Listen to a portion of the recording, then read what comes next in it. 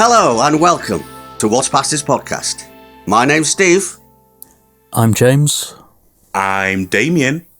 And I'm Robert. And on today's episode, we are going to be talking about a recent production that we did at the Ucheldre Centre called Wait Until Dark by Frederick Knott. And also our upcoming production, Jack And The Beanstalk. Our upcoming pantomime for this year, 2024. And as always, various other subjects, I'm sure. One of the subjects is also going to be the last quiz night on Earth. Yep. By Alison Oh, Carr. yes. Which a few of us did second week in July. Quite a lot of sound effects went into that one, actually. I did. Yeah, you know, because you sorted them out. Oh, yes, I sorted all the sound effects out for both productions. Yes. And I was wishing that James was here to do it instead because I was getting such a headache. Yeah, I was supposed to do the music for Wait Until Dark, but I just forgot and then didn't get around to it, and then it was quite late, and I was like, oh, I've just haven't run out of time to do this. So, well, you were originally going to play one of the characters, weren't you, Mike? I think.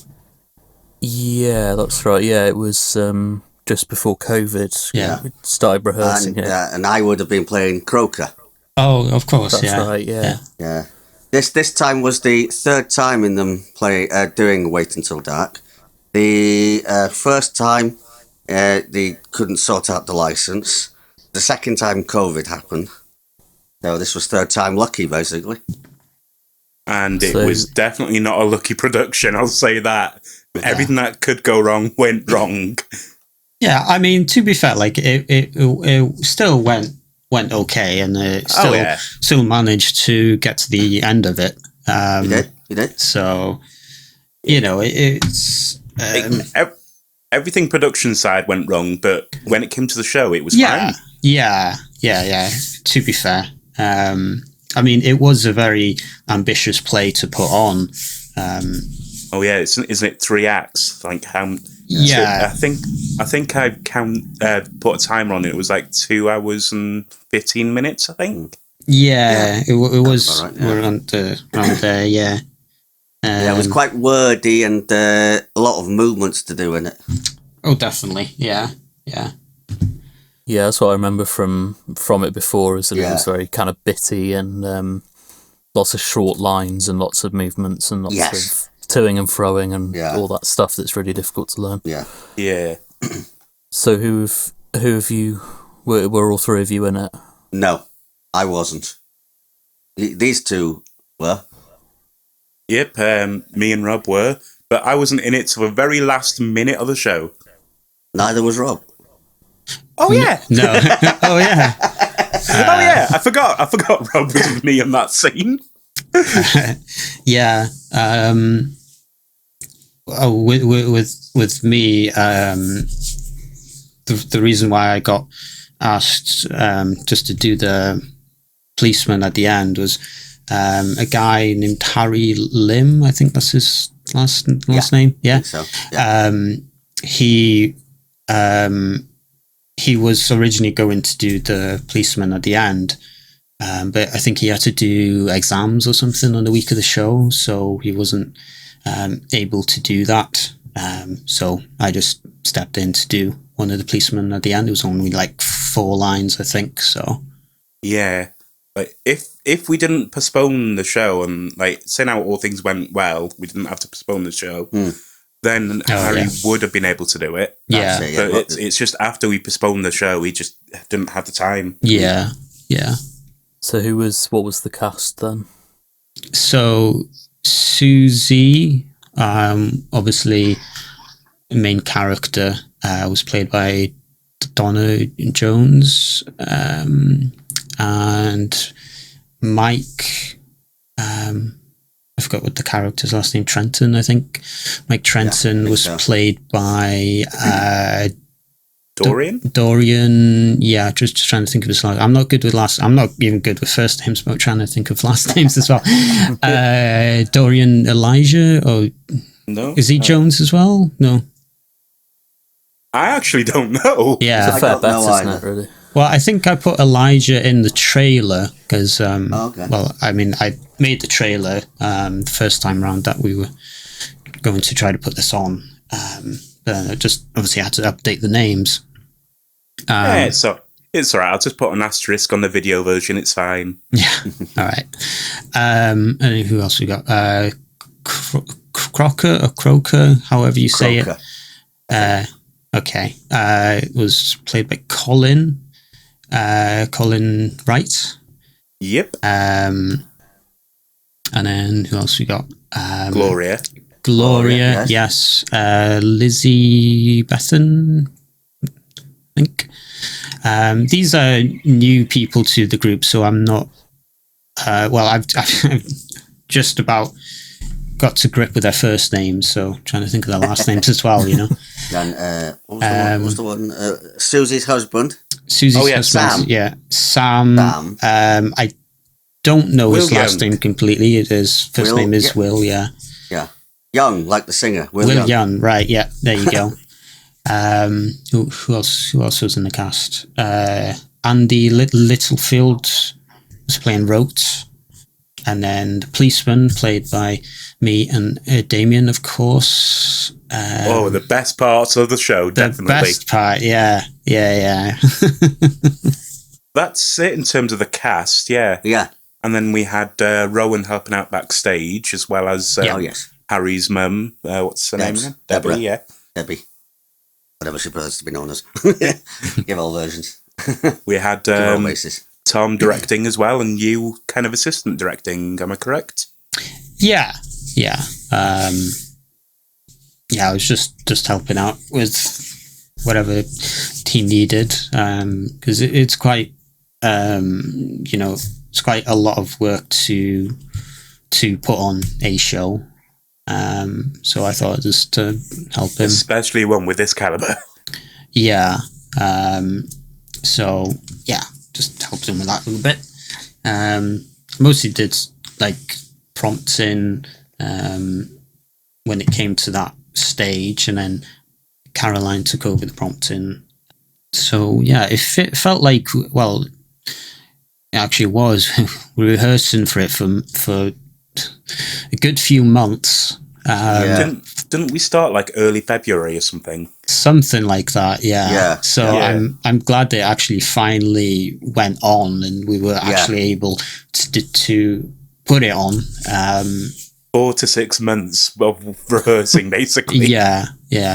But again, to be fair, it was a really ambitious play. You know, it's probably the most ambitious play the Rep's done. It's up there as one of the most. Yeah. So there's a lot of new people. In the Rep recently. I gather from the WhatsApp group chat. Not that I, follow it intensely, but I see. You've seen new faces on there, or new names. Yeah. In terms of the set with the show, I've got to say it was too detailed. There's so much detail on the stage that no matter where you sit in the audience, you're going to miss some details of the set because it was that detailed in a sense. Yeah, Tom is very good with sets, in all fairness to him. Yeah. Every show that he's directed, he's always put on a really good set. Yes, he has. To be fair, and I think that does help you on stage as well. Yes. It does. Go into that world and sort of forget, yourself a little bit and become, the person that you're trying to portray. I think that does help. I mean, it helps me anyway. I always find that stage, which is weird. It's like when there's nothing on it, it feels like a really small stage, but when it has like a set on it, it feels bigger than it actually is. Yeah, which is strange. That is something that we've actually said when we saw the setup as well. theatre can be so magical. Theatre is like a TARDIS of its own. Yeah. And it's surprising how many variations of the set that you can do with those 7-8 flats that we have. Oh, especially that flat that we used in Pinocchio, James, if you remember that one. The one that Anne cut a hole in the middle. Oh, yeah. Yeah. Because I remember, though, the last time I remember using it was in Nightmare? Was that play? God, that was a long time ago. That was a long time ago, yeah. But that it was. That was the last play I remember actually seeing it. I'm not sure if we used it after that. But. Nightmare. What's Nightmare again? Nightmare was the play where I played the guy. It didn't have any lines to say. It was it was just there, you standing looking pretty. Looking pretty, I guess. Yeah.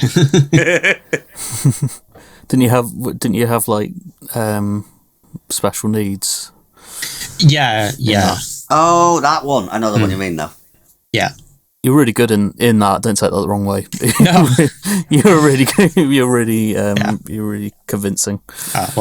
I'm glad that was what I was trying to put out. So yeah, it was really good. There was actually a comment made by that Tom told me about after that show that he said one of the people in the audience was speaking to him, and they asked, how did you make that guy act really good on stage and stuff? But they didn't realize that I was only acting, so and it kind of feels good to get sort of comments like that, because I'd love to see the face when Tom explains, no, he's a normal guy. Yeah, actually, that's what he said. That I was only acting that, but you say normal, Damian. No, that's fine. I agree. I'm not normal whatsoever. But I mean, what is normal? There's no definition for normal. Yeah, exactly. So nobody's normal. Everybody's different. The abnormal is the normal, Steve. Yeah. Yeah, especially on Anglesey. Especially on Anglesey. Yeah, and more particularly like Holyhead, I think. Yeah, very weird goings on. I just always think about, like, with Holyhead in particular, that they're just all these weird crimes. Yeah. Like the crossbow, the crossbow murder. What the hell was that?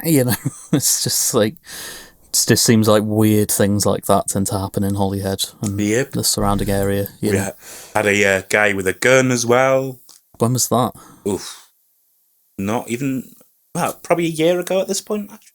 Also a few knife crimes as well, as in, I've heard that someone got arrested for holding a knife in town. Oh. Mm-hmm. Bloody hell. For such a aggressive place, we still have a lot of energy here. Yep. And then you had, of course, the cinema guy. Oh yeah, that was back in what, 80s, 90s? Oh yeah. Yeah. I watched that. I watched the murder documentary about him like the other week, actually. Also, I understand that the renovation work is, or the new building work on the Ucheldre is in full swing. What's the latest on that? Damian, you can take this one because you know more than we do because you work there. I don't really know anything. I just know what I see. The renovations are going ahead.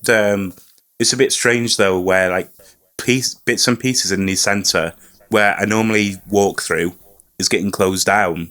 For example, the reception and the gallery, that's closed. Yes. And we're hoping to get the rooms towards the back of the green room open, so we can actually close down the cafe. Because if we so we can close the cafe and kitchen down, so the build can start there as well. We're waiting on that, but for the rest of the building, they've repaired the tower and repaired the outside of the building. So the important parts of the Ucheldre, the stuff that makes it the Ucheldre, is still going to remain the same. Yeah. Yeah, so they're building so they're building new dressing rooms, is that right? And a dance studio or something? Yeah. Yep. Dressing rooms, dance studios, showers, art studio, a different green room, one. Well, we're still having the one green room, but it's been moved elsewhere. We're going to have more tech stores in a different location. We're going to have a big door that goes into the hall so people can load their trucks through it easier. Oh, cool. Yeah. Oh. Yeah.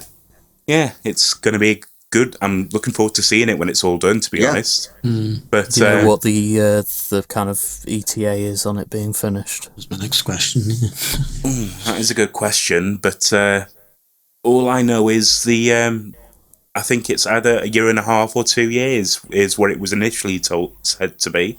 Okay. So I'm just going off that. Fair enough. Yeah, so not too long then, I guess.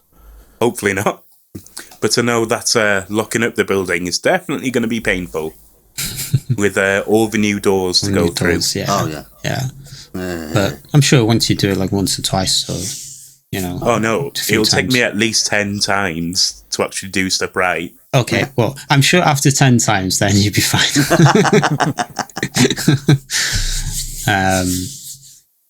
Yeah, I mean, quite a lot of work has already been done on it, to be fair, and it's a bit strange being there now, especially in the green room, where that fire exit door, used to be the outside, used to, in during the shows in the intervals, used to go out there, just for some fresh air and that, and now it's it's a part of the inside now. It's no longer the inside, so it's a bit strange, but and we only got half the green room as well currently. Yeah, and so that makes it even more difficult. Yeah, that's true. Yeah, well, it's good that they've managed to keep things, shows happening and the place is staying open. Oh yeah, if it's a way of keeping it open, we'll definitely explore it. Yeah, because for instance, Theatre Clwyd is going through a major remodelling at the moment, and the whole building has been closed for 2 years or something at this point. Oh, and right. They've got this temporary. It's not quite a tent, but it's kind of like a tent. But they've got a temporary theatre set up outside, so they've still got things happening, but the whole the main building itself is all closed. So they basically become an outside theatre, really. And a big marquee thing. Yeah, it's a kind of marquee thing. And then they built a circus tent for the panto. Oh. Which is quite a cool idea. Yeah. I'm just imagining now circus acts throughout the panto.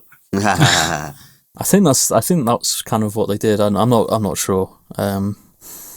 But yeah, I think they also had problems with weather as well, because if the weather was bad, then they couldn't do the show, which was obviously a pain in the arse. But understandable at the same time. True, yeah, it is. Yeah, and then the last show I did there, which was, I probably spoke about this last time, to be honest, but when I showed up for the get-in, they were like, yeah, the water is out on the entire site. There's something's happened with the building work, and there's no water, so we can't let you in or do anything. Oh. It's oh, okay. Great. Ah. So there's stuff like that, but obviously they're still going and everything. But oh yeah, the Ucheldre is definitely still going, because we just had a DJ rave on the last week. Last Sunday you did, yeah. Yeah. My cousin was one of the support DJs. Well, I wish your cousin tidied up after himself.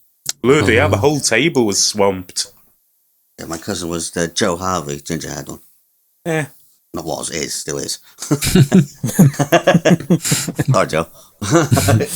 And are there gigs happening still, apart from that?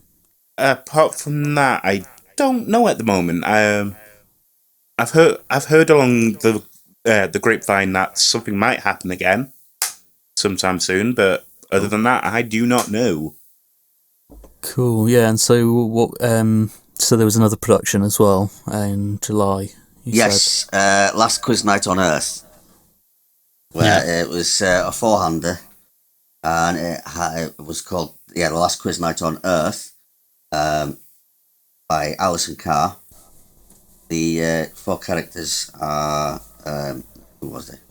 So basically, it's it's set in a pub, and it's the last quiz night ever on Earth because there's an asteroid coming to hit Earth. There was four of us in it: Caroline, myself, Lynn, and John. I played Ray, the barman and quizmaster. The host with the most difficult place in town, or something like That's the one. Yes, that was the line. Yes, thank you, Rob. Steve got to strut around the stage, stage in quotation marks, as a gay queen, essentially. Camp. Yeah. But he certainly didn't tell anyone else that. No. And then Lynn played Fran. There was a blast from the past to Ray, my character. Although my character was originally called Rav, he was Indian, but we had to change it for obvious reasons. Yeah, you know.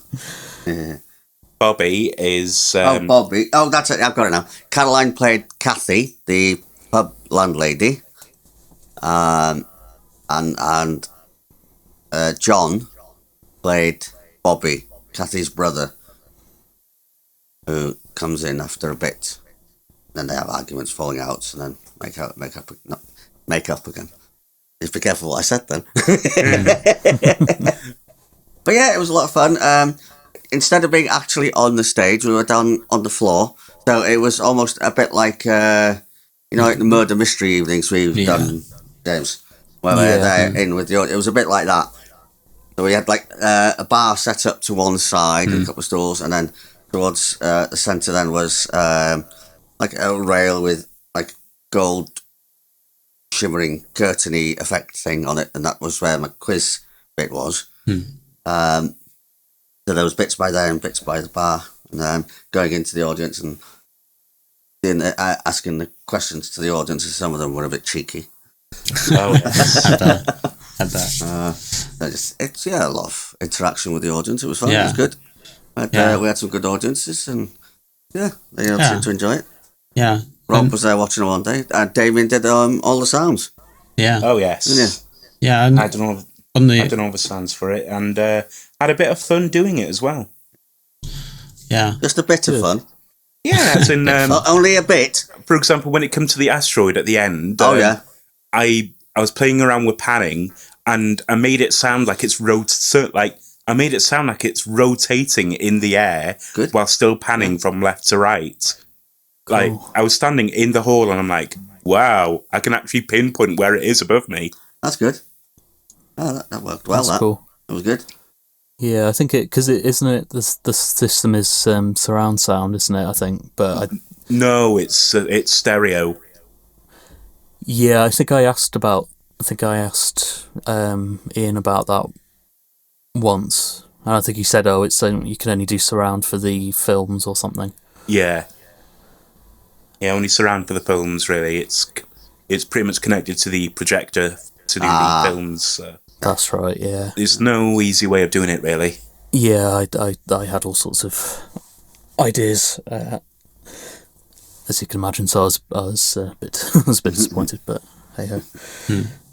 When I came to watch it, I think it was on first night or second night at least. Came to watch it. Yes. But you had a good audience even then, and we did, yeah. It was nice change really for a show not to be on the stage, and instead of sitting, where you normally sit if you're watching the show, you didn't have the seats down, of course. No, we didn't. As you explained, you had everyone sitting around a table, a bit much like a pub quiz type thing, and it was really interesting, and we mentioned it after the show, but it's a kind of show that you can take round to different pubs and places, and you can quite easily put it on there. So definitely can. You know, and I really enjoyed it. I mean, you know, pub quiz is not really type of things that I go to, or like even a pub, like I don't really go often unless I get hey, we know you like a pub, but unless I get invited, you know, I don't really go myself, but you know, even for me, like I enjoyed it, really good. Hardly knew any answers to the questions, but you know, you gave it a shot. Gave it a shot, yeah, and to participate, that's the important bit, you know. Yes. It doesn't matter if you came first or last. At least you participated. Here's a detail that is pretty much missed throughout the whole production, really, but only people like me and James would appreciate it. But I did let the cast in on what I'd done anyway, but. For the interval music, I had free reign, basically. Oh, yeah. I had free reign to find songs. So I specifically found songs that are end of the world / something's coming to hit us. Yeah. So I got songs like The Ink Spots, I Don't Want to Set the World on Fire. I chose that one because of the Fallout 4 game. Oh, right. David Bowie's Starman, Frank Sinatra, My Way, Billy Joel, We Didn't Start the Fire. Skeeter Davis, The End of the World. The Police, When the World's Running Down, You Make the Best of What's Still Around. U2, Until the End of the World. Bill Collins, In the Air Tonight. Pretty much a nice selection. Yes, it was. Like, they sound different, these songs. Like, they're not the similar genre, but I loved it. It was just a small little detail that I loved. Yeah, I love doing that kind of picking a sort of not soundtrack, a kind of playlist of things. Could have had. Did you have "It's the End of the World as We Know It" and "I Feel Fine"? REM. I think that was one of the ones in the actual play. Yeah, anyway. It's in the actual play. That song is right. Like in the actual script itself. That was so before I asked the questions for each round. I played a bit of music, and that was one of them. What else? I'm trying to think of what I'd have put. That was what was suggested in the script, so that's what we used. Although we did change one at the beginning, didn't we? Because it was a bit crap. Yeah, we did change out one of the songs for one of the ones I actually listed out, actually. Yeah. It was a good thing I had it downloaded anyway. We just swapped it out. Yeah. Elvis Costello, that's the one, wasn't it? That we swapped out. I think it was, yes. Yeah. Yeah. What, the swap that you replaced? Or... Yeah. Oh, I love Elvis Costello. What was the song? Ooh, can't remember. I can't remember. It's not actually on this list that I got in front of me, so this must be an updated list. I saw Elvis Costello in Venue Cymru once, some years ago. Did you? Yeah, he was doing a solo show. I've probably told this story before, but he did this one song completely acoustic with no microphone, just him and an acoustic guitar. And he went right down the front of the stage of Venue Cymru and just sung this song and completely unamplified. And it was really, really impressive and really like intimate, you know, because it's like even though it's a huge theatre, you're just hearing his natural voice, not filtered or anything. It was really made an impression on me. That. Just thinking what else I'd put. As the World Caves In. Do you know that song? Dubai. Matt Maltese. I don't think that's actually one of the songs that was on the list. No. So. That's a great song. I love that song. But for a lot of these songs, though, I did kind of cheat. But it's cheating for a good reason. I got GPT to help with more song ideas. I've basically taken one or two out of it and then was like, ooh, because I like this song, I like the other one too, I'll put this one on there. Ah, got it. It was Elvis Costello, Waiting for the End of the World. I think the song is good. It was just, I think it's... there wasn't enough of it to be played, was there? No, it's not that. I think it was... I think just certain sounds of it was annoying when you were talking. Oh, okay. I think that's what that is. Okay. Yeah, sometimes something might fit, but it doesn't mean it all fit in context, you know? Yeah. What's that? Dancing with Tears in My Eyes. No, that's not on here. Do you know that one? I don't know if that's actually about the end of the world or if it's just the music video, but it's essentially the idea is like there's nuclear war started and we're all about to get atomized, so let's oh, lovely. have a little romantic dance. That's by Ultravox, I think. Oh, that name sounds... Ultravox, yeah. And Vienna. Vienna. Yeah. He'd never actually been to Vienna when he wrote Vienna. It was Midure, wasn't it? Midure, yeah. He'd never I did not been know. there. Oh, right. I didn't know that. I wonder if he's been since. Must have been. Midge, if you're listening, comment below if you have actually been. Comment below. That'd be funny. Can you imagine? That's a great song, Vienna. It is a good song. It's a great song. Seminal piece of synth pop. Yeah. As we're recording this, someone's smoking some ganja outside, some nice kush. Oh, yes, that's what that smell is. Yeah. It's not sweat, it's No, yeah, okay. I'm not that sweaty yet. I don't want to know. Thank you very much. Bing bong! Hello, Damian here, doing the editing for the video part of the podcast. And I just realised that during this segment we were talking about Jack and the Beanstalk panto and the possibility of James doing the music editing for the panto. But the panto's now been postponed and replaced with Snow White. And the topic of James doing the editing for the panto reminded James that the radio panto exists, which now sparks the following conversation. Bing bong! Hopefully, well, Rob very, very helpfully reminded me the other day. Yes, Well, I was gonna remind you guys. today. I was the only one that remembered that James asked us at the beginning of the year to remind him. Yeah. No, I had remembered. I was going to remind him today. Oh, I was going to remind him. Oh, yeah. Okay, then I was. Yeah. I just did remind him. Yeah. Did Oh, I wait. not? Oh wait, I just got an alert on my phone.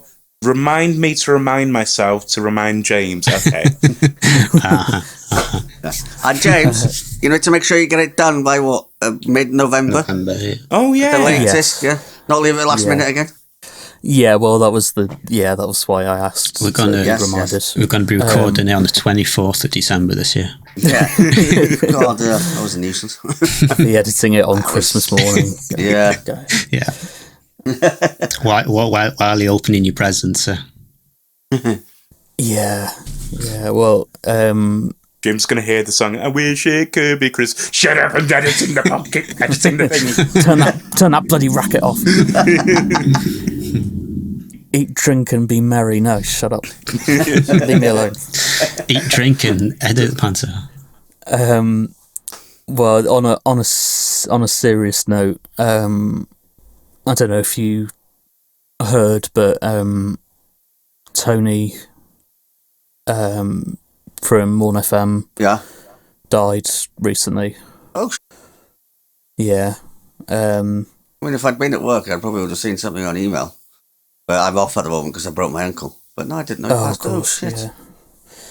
Yeah, it was sad. I mean, we're talking like 2 weeks ago, maybe. Bloody hell.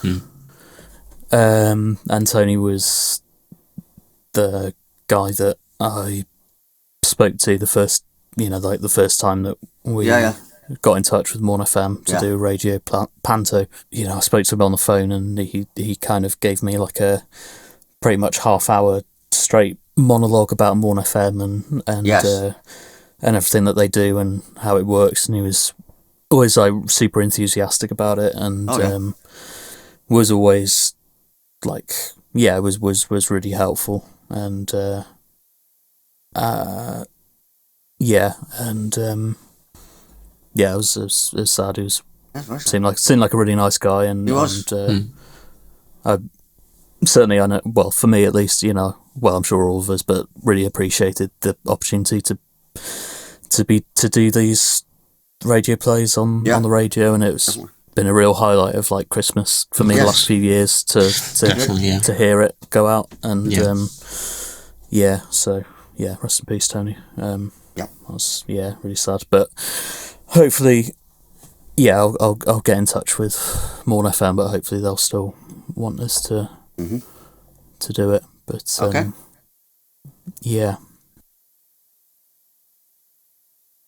So last year's one was Camelot. Oh yeah, and it was kind of based on like I was reading about the King Arthur legend and their sort of Welsh origins, which are kind of, obviously over the centuries those stories have kind of mutated and stuff, but they are, at least as far as we know, Welsh in origin. And so I was kind of reading about that, and that's part of what inspired last year's one. And I was kind of thinking about trying to use some elements of like Welsh mythology again this year, and I go to this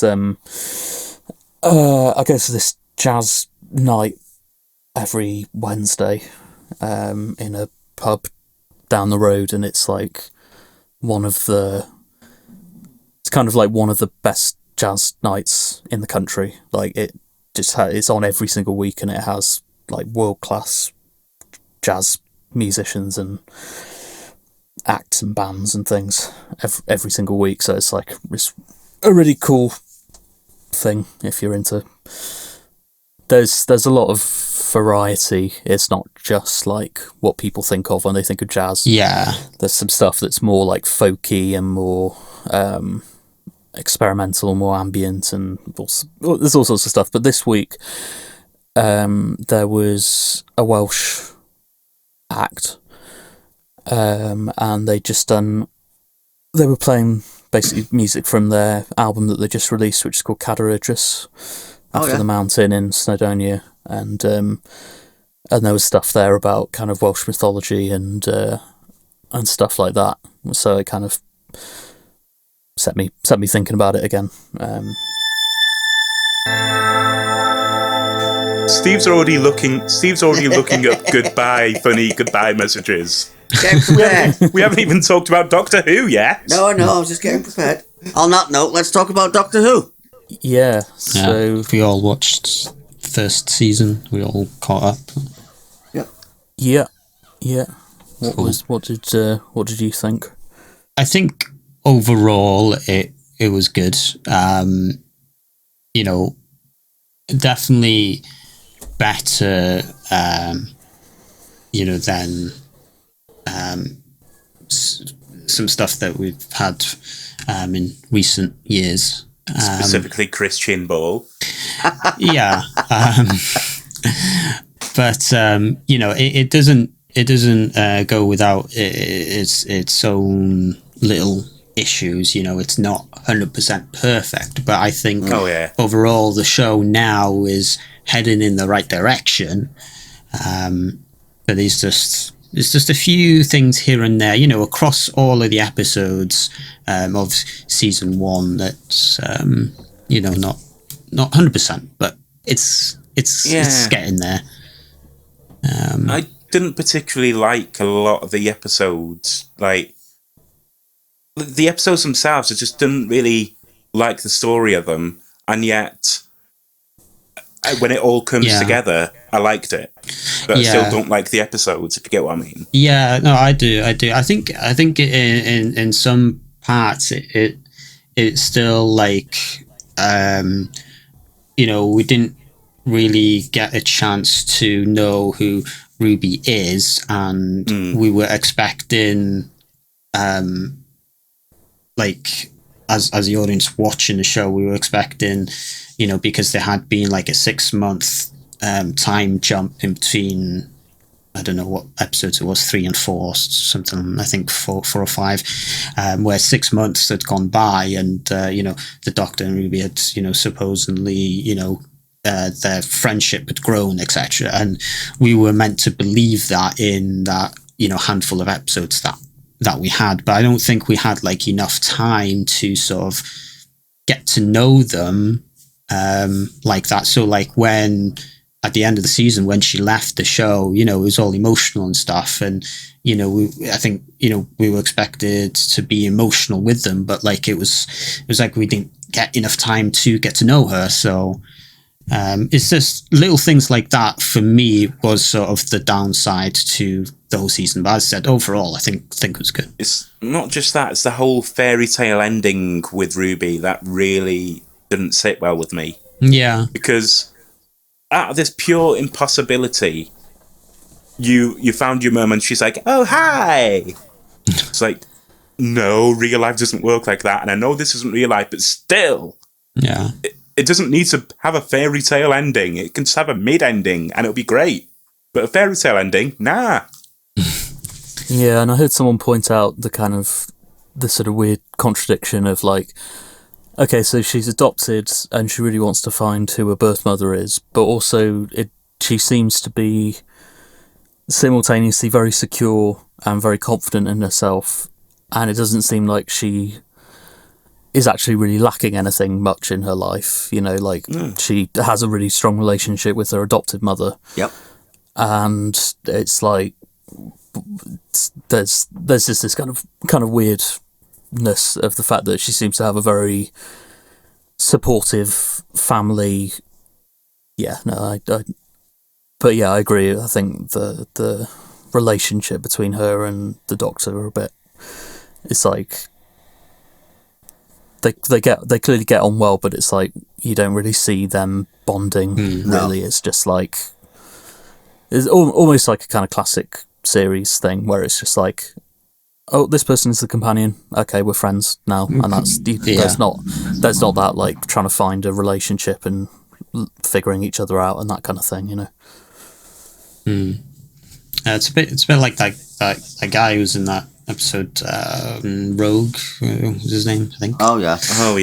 It's a bit like him, where like the Doctor and Rogue sort of had a really romantic sort of emotional connection in that one episode. They could have split that between like the whole season. Yeah. But no, they rushed that in one episode. That also didn't sit well with me. Yeah, because I mean, I didn't really mind that episode. It just felt like so quick, Like you're making the Doctor look like a whore. like come on, just like. Yeah, that's true. Yeah. Like split it out for at least for the season, or like 3 or 4 episodes or something, just so there's a storyline, not just we've locked eyes and now we're in love. Yeah, I've never heard of love at first sight. Or would you like James to walk past you again?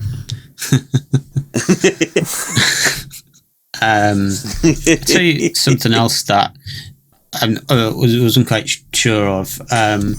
In almost every episode, the Doctor was wearing something else. Yes, and stick the same. That was kind of off-putting in a way, because every incarnation of the Doctor, we know like their outfit. Like they always have their outfit, their unique outfit to their incarnation, and they can have slight variations to the outfit, of course. But as of right now with Ncuti, it was just like every single episode, his outfit was completely different. Yeah, he does have a unique outfit, but we only saw that like very briefly once. I get the idea of when we seen him in the very last like scene of the first of his first season. I have a feeling that that's going to be his outfit. Oh yeah, it is. I don't know. It just feels the brown leather jacket thing. Yeah. It is his that is his unique outfit to his incarnation of the Doctor. But it's just like, for me, we only saw that like once, maybe twice, very briefly. and it's just like in every episode, it's just wearing something different, and that kind of, as a little bit off-putting. But like as Shooty playing the Doctor, I think he's really good in the role. It's just the different outfits is kind of off-putting, in my opinion. Yeah, I think I kind of agree on a little bit. Yeah, with that. I think it's nice when you have, especially with a new version of the character, that you have like a strong visual identity to latch onto. And I think his performance was good. But I actually thought that he was, sort of acting wise, was upstaged a lot of the time by Ruby. I thought she was like she's clearly an absolutely fantastic actress. And I think she was kind of stealing the show a lot at the time, just through the quality of her performance. Well, as well as that, but especially in that one episode, I forgot what it was called. 37 yards or something. Yes, another one. Yeah. 73 yards. 73. Okay. 73 yards. Yeah. Got all the right numbers, just not necessarily in the right order. But yeah, she definitely took that episode, and I did enjoy that episode as well. I don't quite understand it, but timey-wimey, wibbly-wobbly kind of stuff, I guess.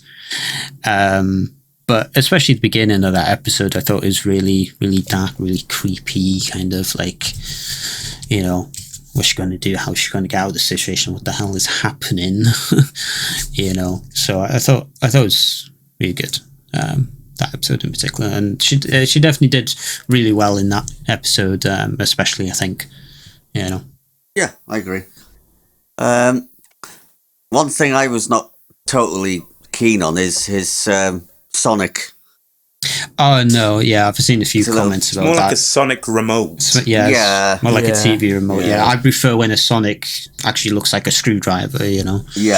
I mean, I know it's unique to him because it has writing on it from where his family's from. Oh, right. Okay. In Africa, yeah. Oh, I see. Writing. I didn't know. Yeah. I'm curious to hear what everyone's favourite episode was. Favourite episode? I think, I mean, Space Babies isn't my favourite episode out of this season, but I'm just saying I think that episode was a little bit weird. Oh yeah. That was kind of creepy. I was like, when they first started to speak, I was like, what? Who said that? Like what? I don't think they expected that the Uncanny Valley is a thing. Yeah. It was a little bit strange. I thought the first episode was absolute crap. Yeah. It was strange to say the least. I thought it was awful. But I thought the bit where the baby was trying to be a hero and in his little pram trying to face the snot monster, I thought it was quite funny. But overall that episode was quite weird. I think it's a really bad choice for an opening episode as well. Yeah, it was a little strange that they chose that to be the first episode of the new season. Yeah, I mean, I think it fitted better, or it would fit better if it was like in the middle of the season or something. But yeah, and I think especially it's like the show's on Disney Plus now, and it is. Clearly trying to bring in a new audience. Yeah. With a higher budget. With a high budget, and you'd think probably aiming at like teenagers, young adults. Yeah. Audience, demographic. So I think to open the series with an episode that's like seems to be aimed at like little kids, just seemed like a bad idea, a bad tone setter. My least favourite, though, I think, was the one where they're all like on face cam or something. Oh, the posh kids. Yeah, and they were trying to navigate that girl to safety or something. Giant slug things. Yeah, that was my least favourite, I think. and I thought that was cringe. I thought the end of that episode was, well, especially on her part anyway, was really was quite bad. Like, not bad as in it was awful, but just, you know. I think that episode is clever for one reason only. Go on. I think it was intended to make people cringe. You think? I think so, yeah. Why do you think that?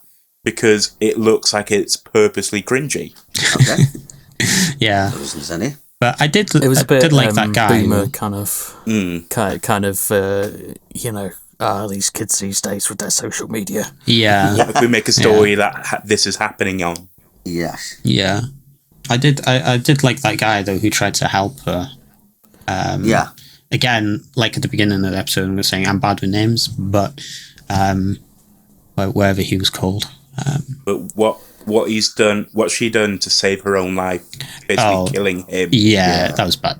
Yeah, that was frustrating. That was the bit I liked the ending. I thought it was like, it's kind of gutsy to have this sort of protagonist character kind of kill this guy in cold blood and then kind of be really racist. You see, that's one of the occasions where I didn't like it, but I respect it. Yeah. Mm. I know. Yeah. I'm not sure if it was that particular scene or the episode as a whole, but that was the first episode that they filmed. So I read, because Chuti was still doing sex education, I think, at that time. So that was the first thing that they actually shot. Yeah, and I think the setting of, like, I thought what was clever about that one was the fact that it turns out that this society is kind of really kind of racist, this kind of white supremacist society, but that you don't find out. It almost is quite feels quite sudden when that's revealed at the end. But the point is that stuff is there under the surface, but you don't notice it. Yeah. Especially if you're white, it's like, you know, I heard people, you know, people of colour or whatever, you know, sort of saying that they didn't find that sudden at all because they picked up on all those little subtle things, which I thought was quite clever, that they almost make you kind of part of that system in a way. But also I did find it kind of funny that this kind of ethno-state utopia that these people have created on this planet just looks like a university campus. Yeah, didn't it? Halls of residence, which it was. It turned out, I looked it up afterwards. I was like, that just this looks like a student village, and it was. I think it's Cardiff Uni or something. Oh, wasn't the plot in it anyway that the students who came from the home planet to this planet to be students? Possibly, yeah, maybe. I can't remember. I can't remember either. Like the rich students go to this planet, I think. Yeah, there were rich students when they're spoilt rats. What do we think about all the breaking the fourth wall in a few of the episodes with older lady, Mrs. Flood. There you go. Bad with names, see. But that was interesting. I keep trying to work out who she is and why she keeps breaking the fourth wall. I hope it doesn't turn out to be something that like not a big thing, you know. Because all of this hype and stuff that's going towards it, you know, I hope it pays off for the end when everything gets revealed, you know, not like the Ruby Mum reveal thing, which wasn't bad. It was just, again, it was all hyped up with you know, all the pointing thing and all the mystery and stuff, and then just turned out to be, you know, a normal person, you know, wasn't anyone from the past or anything like that. Wasn't anyone special. Yeah. I feel like for some reason it's going to be the Doctor's granddaughter. Nah. But I don't. from the fifth dimension or something. I don't know. I mean, they did sort of tease that with the Susan Triad thing. Yes. Which I did start to feel excited and stuff for the show, because it was like, we actually find out what actually happens to her, And in that episode, the music episode with Maestro, that lady, I think that's what was her name. Thing is, though, they've mentioned her for a reason. Yeah, I think so. Yeah. So they're obviously going to bring her. They're obviously going to bring her back at some point. Otherwise, they wouldn't have spent half the series mentioning her. No. Yeah, there's going to be some payoff to her in some way. Yeah. Even if it's not her actually being there. Yeah. It's going to be some payoff about her. Yeah, and in the episode, the music episode is mentioned. I did like the mention of like Susan in that episode, and saying that, like, I'm over there right now with Susan. That's where I live, on Totter's Lane and etc. I did sort of like all that mention, and it's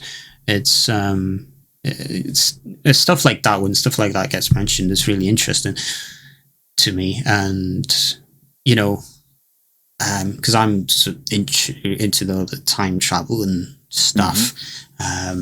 And if you go back to watch the original episodes, and now while you're watching them, you can think that, over there somewhere on the rooftop is the 15th incarnation, and Ruby over there, and like two incarnations of the Doctor, the same place at the same time, don't know about that. Well, obviously the 15th does know, but like the first incarnation, it doesn't know, and they don't meet, but they were the same place at the same time, Isn't that crossing his own time stream? It is. That's why they couldn't meet, I think. Yeah, I mean, it would have been, much as it would have been quite amusing to see Shitagawa go and meet the first Doctor and be like, Hartnell, hey babes, it's me. Yeah. I don't understand why they couldn't meet if it was on same time stream, because past incarnations have met each other before. Or am I missing something? There's no, I mean, it's completely an inconsistent. To keep it consistent, they wipe the minds of the younger ones. Oh, they forget, don't they? Yeah. The younger ones forget, but the older ones remember. Yeah. Of course. Yeah. What was I gonna say? Yeah, I think it's also kind of just fascinating that this program is so old that when he's talking about, I'm over there at Totter's Lane, it's like, yeah, that was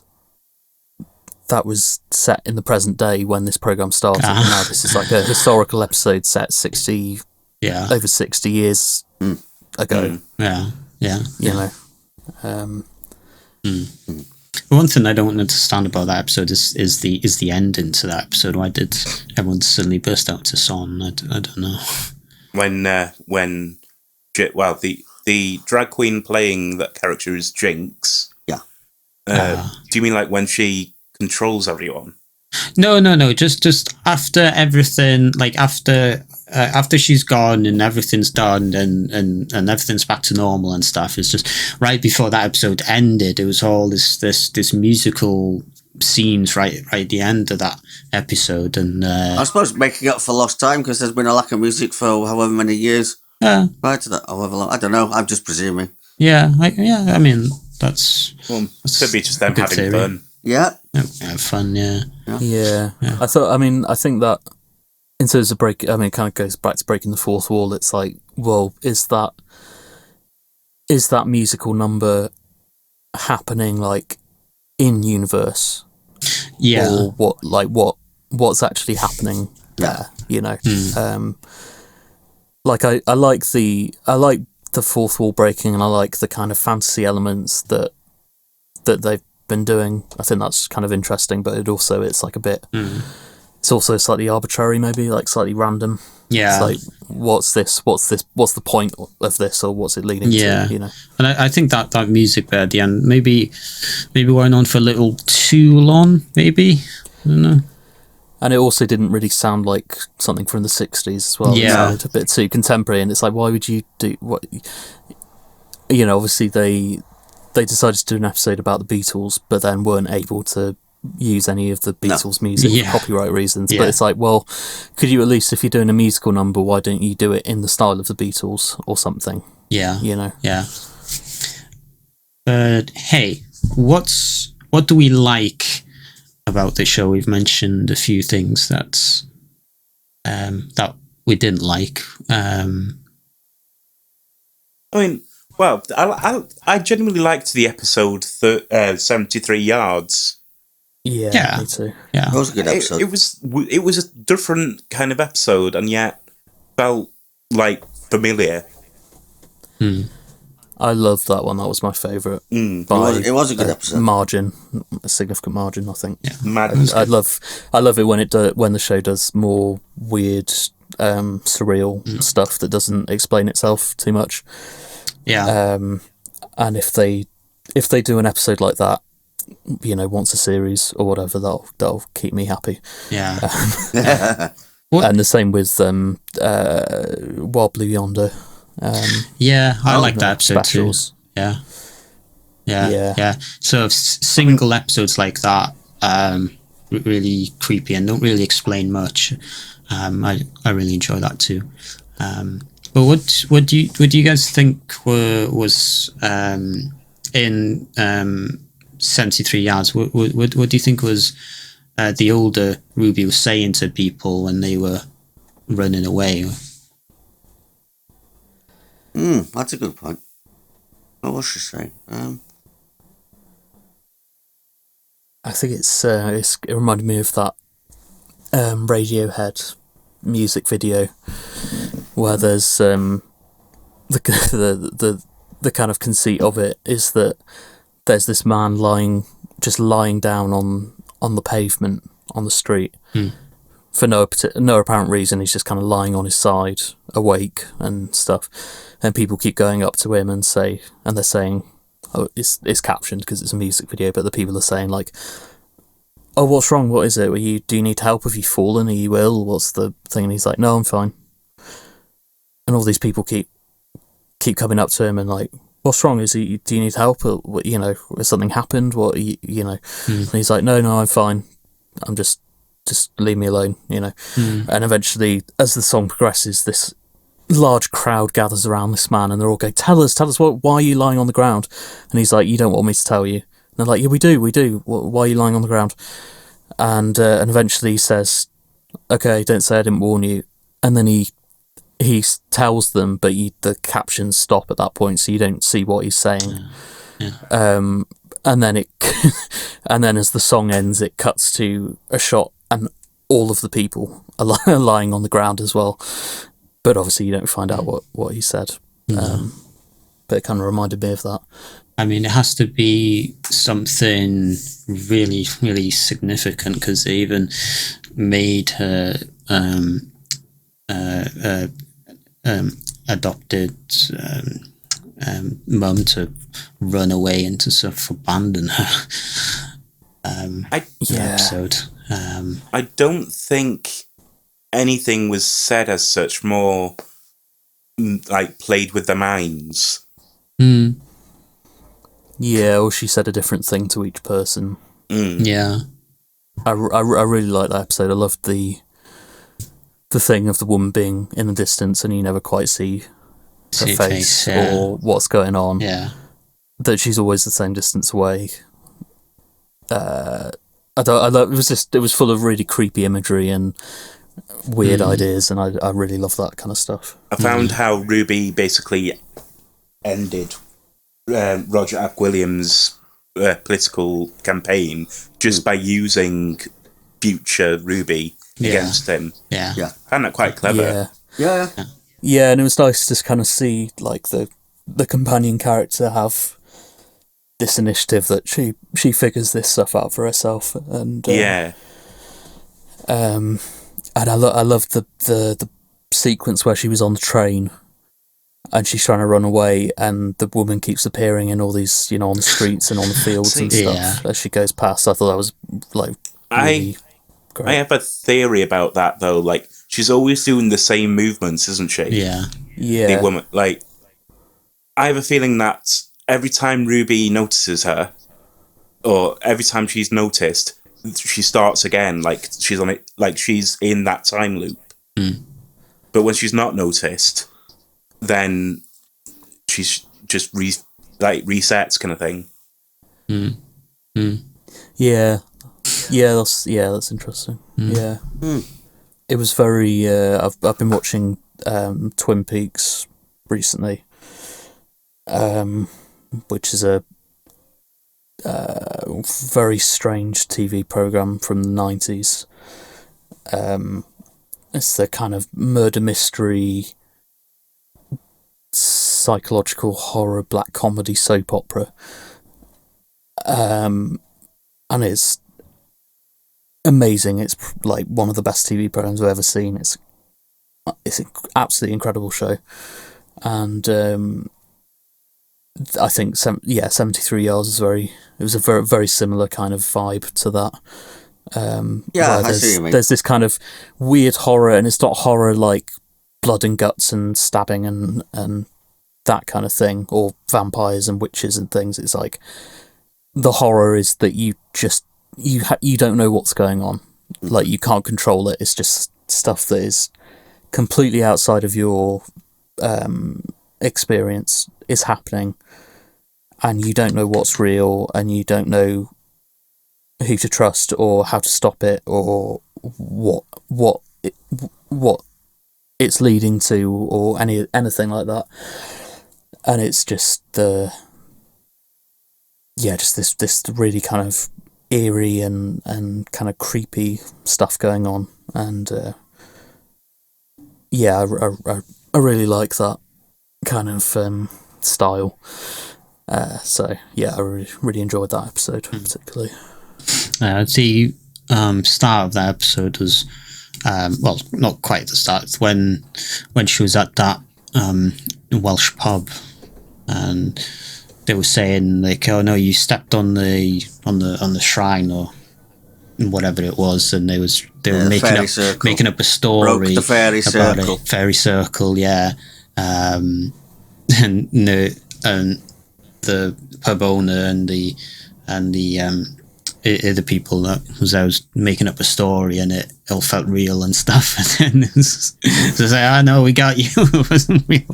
You know, I thought that was really good, because that actually got me as well. I was like, "Oh God, okay, so what's going on? What's creepy? What's haunting this town?" And then I was like, "Oh no, it's okay. It's a lie. It ended up being real anyway. Eh? It ended up being real anyway, though. Yeah. So it's kind of like got you again. Yeah, but I think it was quite funny as well, because I think it does ring true about how people, like particularly English people, view Wales as this kind of mysterious backwards place. You know, where do they have internet there? Maybe, who knows? Oh, I'm certainly not going to go there and try and find out. Yeah, you know, they might eat me. That actually reminds me when she tried to pay for a drink of Coke. And how much was the Coke, by the way? The Coke was like £6 something. I was like, oh, that's expensive. I'm not going there for a Coke anyway. But yeah, but yeah, then Ruby asked the pub owner, you know, "Am I able to pay by phone?" The pub owner was like, "Well, yeah, of course. We're not in the middle bloody ages." You know. Yeah, I thought that was fun. It did ring true. Yeah. It kind of reminds me though, while Beyonder yet again, I invoked a superstition at the end of the universe. With salt, yeah. I think that is kind of a reason this episode exists. Yeah. Well, I like that. I like that they did that, and they've opened the door to kind of some more supernatural type things creeping in, without just having to at the end of the episode go, "Oh yeah, by the way, it was aliens." But it was aliens. Yeah. What I don't know if we've actually talked about this. What's everyone's thoughts about Sutek coming back? the Egyptian god of death, isn't he? I know, yeah. Well, for that episode, obviously, I think it worked in that episode, but like when they were saying that Sutek has been there all this time, it's kind of weird to think now. If you watch a past episode, you can just imagine Sutek on the TARDIS there all the time throughout everything. What's that episode again with the War Doctor, Matt Smith, and David Tennant? Oh, like one of the so. specials, There's 3 Suteks in that room right now, and then if you think about the 60th anniversary, when State of Play happened. Yeah. So does that mean there's 2 Suteks there now, or what? Yeah. That confuses me now. And when the TARDIS was split into 2, like was Sutek split into 2 as well? yeah. So that's why I'm saying I think for that episode it worked, but it kind of complicates things a little bit for the past episodes, a little bit. I was expecting more of a battle between Doctor and Sutek, but it was a little anticlimactic. Yeah, it was, wasn't it? It was particularly like attaching a dog collar to him, and like, come on. Again, that whole episode was like a fairy tale ending. Like we all lived happily ever after. Yeah, it was a bit, wasn't it? Yeah, I thought it was quite. I thought the first part of the finale was all right. Was quite good. Yes, the first had part some was, moments. Yes, but the second half was a bit, bit of a letdown, really. Yeah, I agree. That memory of a TARDIS, though, bloody hell.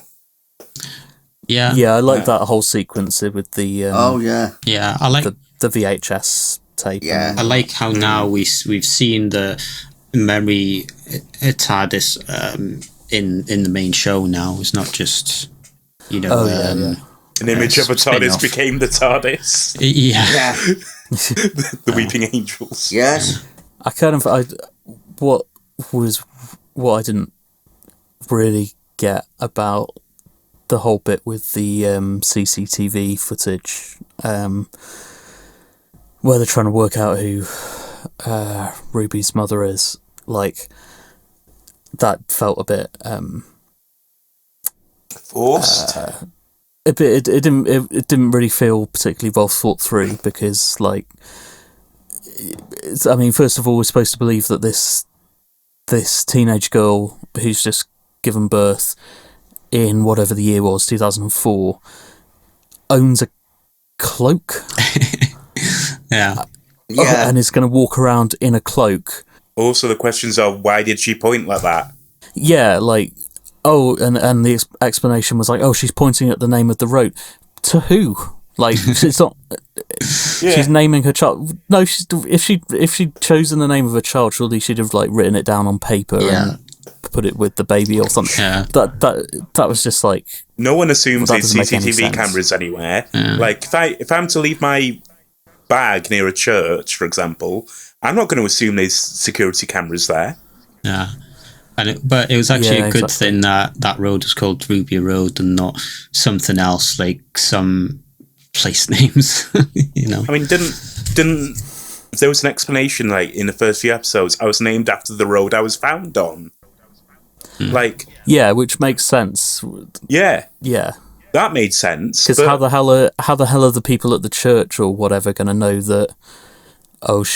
This girl who was weirdly dressed in a completely anachronistic like robe pointed at the sign, that didn't make any sense. I just thought it was like they'd written the script up until that point with that image of her pointing at the sign for a reason, and then they were like, we have to come up with an explanation, and then they couldn't really come up with something that made sense, so they just kind of did that, Yeah, it was kind of stupid, really. Yeah, and the sign wasn't even there in the first episode, or the first time we see that bit. It only turned up in the recreation bit.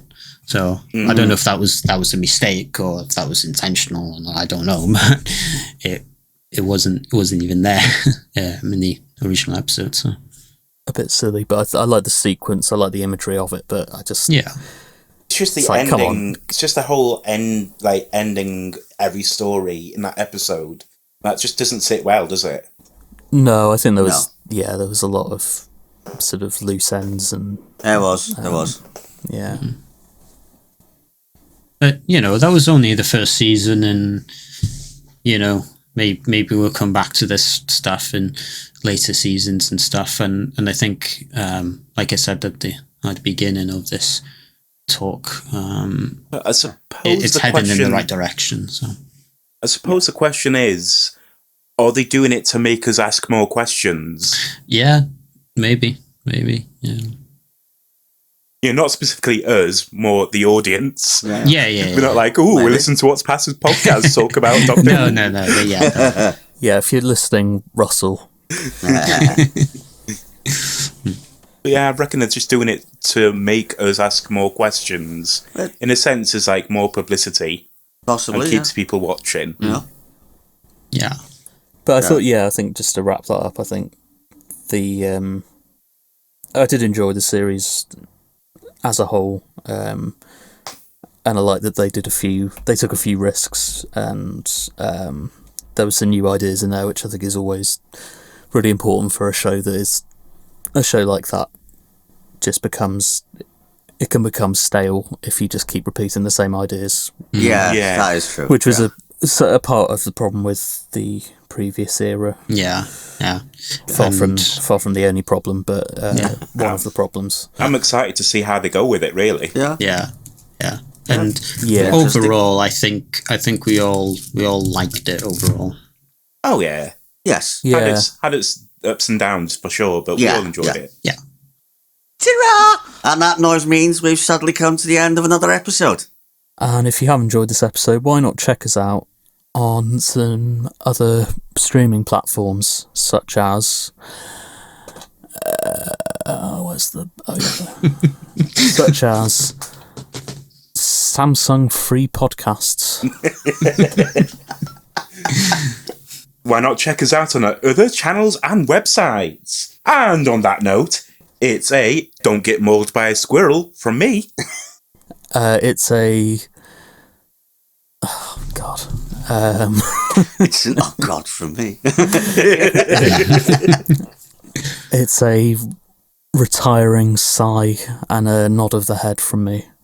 And it's a stay classy, and don't forget to tune in for the next episode from me. And it's that outro thing. It's so cringy from me. I'm not doing it because it's cringy. I'm going to say that every episode because it's cringy. But as always, hope you guys enjoyed the episode. Apologies that's been some time since the last episode, but hope you guys understand that life gets in the way sometimes, and it's difficult for us all to come together to find time to record an episode. But hope you enjoyed nonetheless, and thank you for listening and watching, and until next time, goodbye.